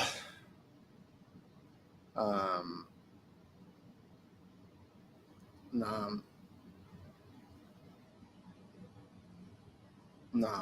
And so that's a little bit of this hadith. And inshallah, we'll have a lesson tomorrow with Allah's aid, and then we're traveling. I'm traveling after that for a minute, so we'll take a break. Inshallah, Rabi'ul Awwal, Mubarak, send many salawat upon Al-Habib. He is the beloved whose intercession is hoped for. He is the Prophet of mercy. I realize we're talking in very legal terms, punishment, hellfire, people's rights. And that conversation, especially from those of us that spend a lot of time in legal books, it can be a little abrasive. So forgive that.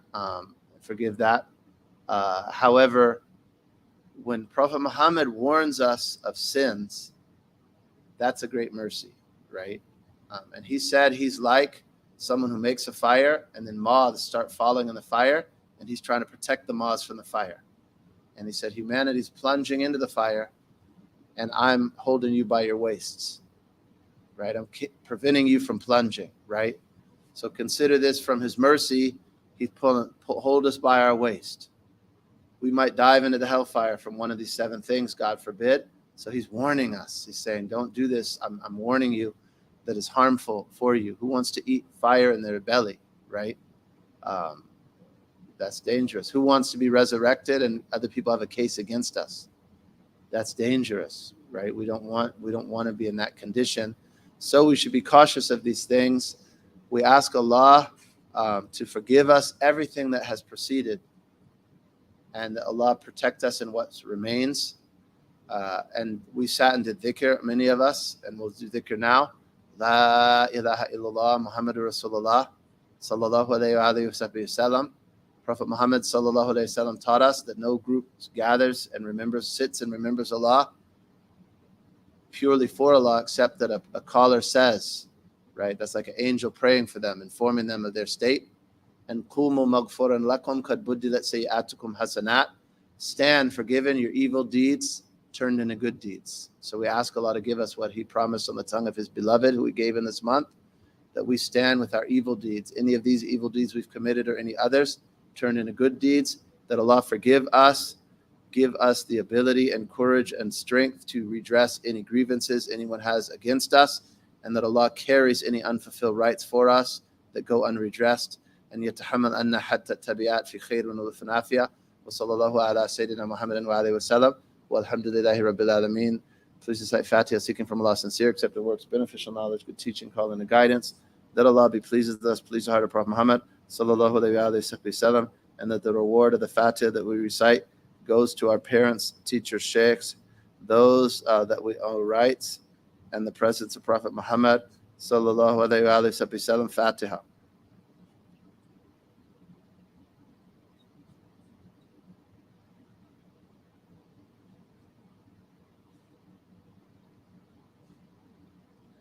Okay, we're going to recite Yasin.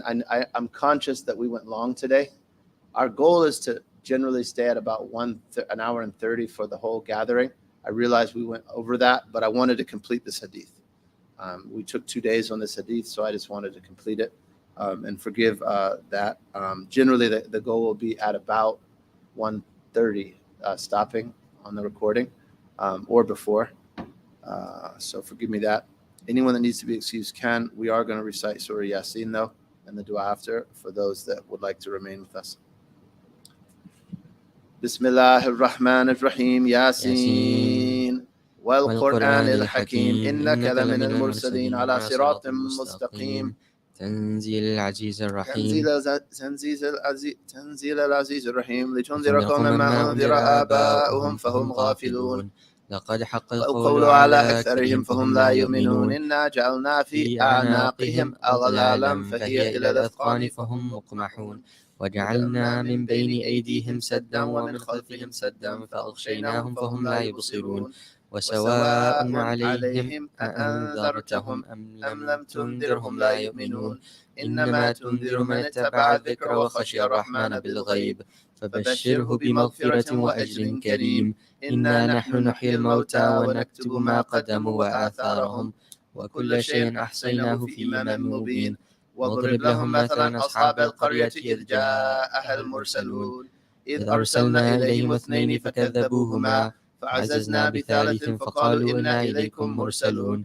قالوا ما أنتم إلا بشر مثلنا وما أنزل الرحمن من شيء إن أنتم إلا تكذبون قالوا ربنا يعلم إنا إليكم لمرسلون وما علينا إلا البلاغ المبين قالوا إنا تطيرنا بكم لئن لم تنتهوا لنرجمنكم وليمسنكم منا عذاب أليم قالوا طائركم معكم أئن ذكرتم بل أنتم قوم مسرفون وجاء من أقصى المدينة رجل يسعى قال يا قوم اتبعوا المرسلين اتبعوا من لا يسألكم أجرا وهم مهتدون وما لي لا أعبد الذي فطرني وإليه ترجعون أأتخذ من دونه آلهة إن يردني الرحمن بضر لا تغني عني شفاعتهم شيئا ولا ينقذون إني إذا لفي ضلال مبين إني آمنت بربكم فاسمعون قيل ادخل الجنة قال يا ليت قومي يعلمون بما غفر لي ربي وجعلني من المكرمين وما أنزلنا على قومه من بعده من جند من السماء وما كنا منزلين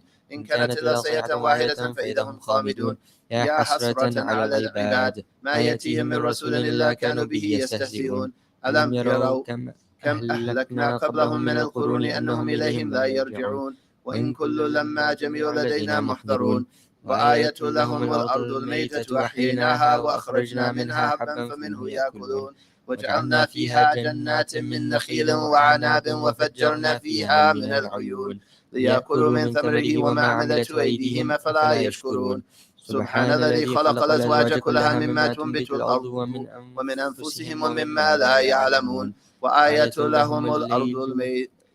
لهم الليل نسلخ منه النهار فإذا هم مظلمون والشمس تجري لمستقر لها ذلك تقدير العزيز العليم والقمر قدرناه منازل حتى عاد كالأرجون القديم لا الشمس ينبغي لها أن تدرك القمر ولا الليل سابق النهار وكل في فلك يسبحون وآية لهم أنا حملنا ذريتهم في الفلك المشحون وخلقنا لهم من مثله ما يركبون وإن نشأ نغرقهم فلا صريخ لهم ولا هم ينقذون إلا رحمة منا ومتاعا إلى حين وإذا قيل لهم اتقوا ما بين أيديكم وما خلفكم لعلكم ترحمون وما تأتيهم من آية من آيات ربهم إلا كانوا عنها معرضين وإذا قيل لهم أنفقوا مما رزقكم الله قال الذين كفروا للذين آمنوا أن نطعم من لو يشاء الله أطعمه إن أنتم إلا في ضلال مبين ويقولون متى هذا الوعد إن كنتم صادقين ما ينظرون إلا صيحة واحدة تأخذهم وهم يخصمون فلا يستطيعون توصية ولا إلى أهلهم يرجعون ونفخ في الصور فإذا هم من الأجداث إلى ربهم ينسلون قالوا يا ويلنا من بعثنا من مرقدنا هذا ما وعد الرحمن وصدق المرسلون إن كانت إلا صيحة واحدة فإذا هم جميع لدينا محضرون فاليوم لا تظلم نفس شيئا ولا تجزون إلا ما كنتم تعملون إن أصحاب الجنة اليوم في شغل فاكهون هم وأزواجهم في ظلال على الأرائك متكئون لهم فيها فاكهة ولهم ما يدعون سلام قولا من رب رحيم وامتازوا اليوم أيها المجرمون ألم أعهد إليكم يا بني آدم ألا تعبدوا الشيطان إنه لكم عدو مبين وأن اعبدوني هذا صراط مستقيم ولقد أضل منكم جبلا كثيرا أفلم تكونوا تعقلون هذه جهنم التي كنتم توعدون اصلوها اليوم بما كنتم تكفرون اليوم نختم على أفواههم وتكلمنا أيديهم وتشهد أرجلهم بما كانوا يكسبون ولو نشاء لطمسنا على أعينهم فاستبقوا الصراط فأنى يبصرون ولو نشاء لمسخناهم على مكانتهم فما استطاعوا مضيا ولا يرجعون ومن نعمره ننكس في الخلق أفلا يعقلون وما علمناه الشعر وما ينبغي له إن هو إلا ذكر وقرآن مبين لينذر من كان حيا ويحق القول على الكافرين أولم يروا أنا خلقنا لهم مما عملت أيدينا أنعاما فهم لها مالكون وذللناها لهم فمنها ركوبهم ومنها يأكلون ولهم فيها منافع ومشارب فلا يشكرون واتخذوا من دون الله آلهة لعلهم ينصرون لا يستطيعون نصرهم وهم لهم جند محضرون فلا يحزنك قولهم إنا نعلم ما يسرون وما يعلنون أولم يرى الإنسان أنا خلقناه من نطفة فإذا هو خصيم مبين وضرب لنا مثلا ونسي خلقه قال من يحيي العظام وهي رميم قل يحييها الذي أنشأها أول مرة وهو بكل خلق عليم الذي جعل لكم من الشجر الأخضر نارا فإذا أنتم منه توقدون أوليس الذي خلق السماوات والأرض بقادر على أن يخلق مثلهم بلى وهو الخلاق العليم إنما أمره إذا أراد شيئا أن يقول له كن فيكون فسبحان الذي بيده ملكوت كل شيء وإليه ترجعون. Read the Yasin dua. اللهم إنا نستحفظك ونستودعك أدياننا وأبداننا وأنفسنا وأهلنا وأولادنا وأموالنا وكل شيء أعطيتنا اللهم اجعلنا وإياهم في كنفك وأمانك وعياذك من كل شيطان مريد وجبار عنيد وذي بغي وذي حسد ومن شر كل ذي شر إنك على كل شيء قدير اللهم جملنا بالعافية والسلامة وحققنا بالتقوى والاستقامة وأعذنا من موجبات الندامة إنك سميع الدعاء اللهم اغفر لنا ولوالدينا وأولادنا ومشايخنا وإخواننا في الدين وأصحابنا ولمن أحبنا فيك ولمن أحسن إلينا والمؤمنين والمؤمنات والمسلمين والمسلمات يا رب العالمين وصل اللهم على عبدك ورسولك سيدنا ومولانا محمد وعلى آله وصحبه وسلم وارزقنا كمال المتابعة له ظاهرا وباطنا في عافية وسلامة برحمتك يا أرحم الراحمين. So we have a little dhikr of protection we want to do.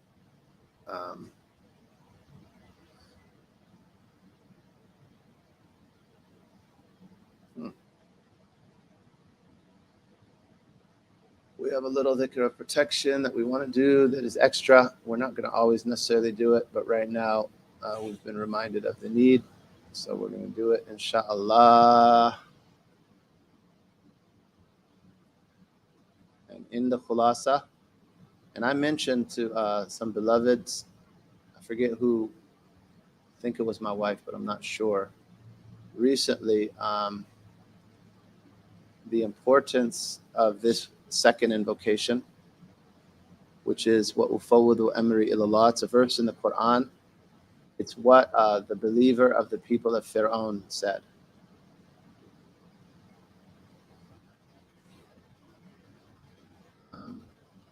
So the believer from the people of Fir'aun, he said, what ufawwidu amri ilallah.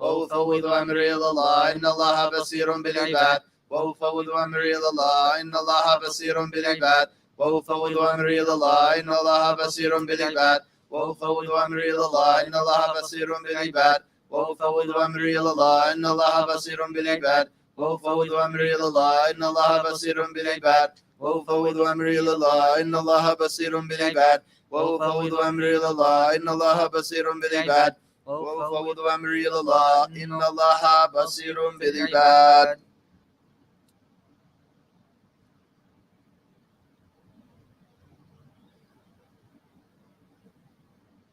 Another way we were taught by our teachers to deal with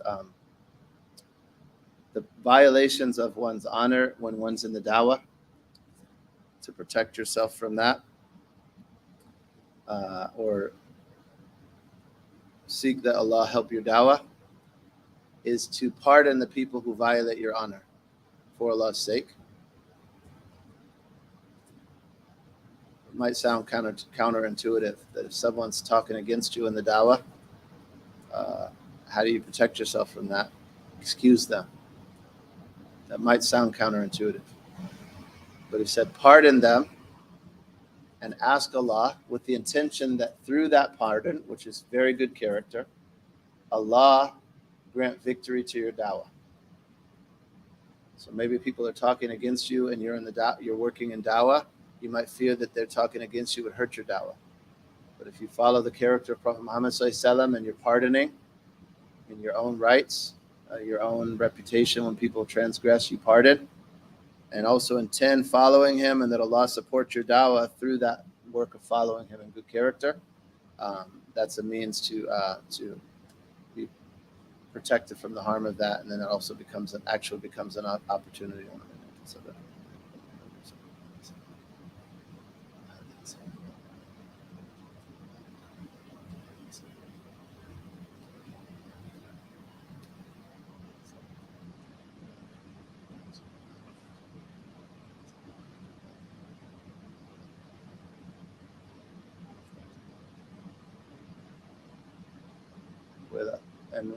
ولا هذه النيات ولا حضرة نبينا محمد صلى الله عليه وسلم بركة عباده. فاتحة.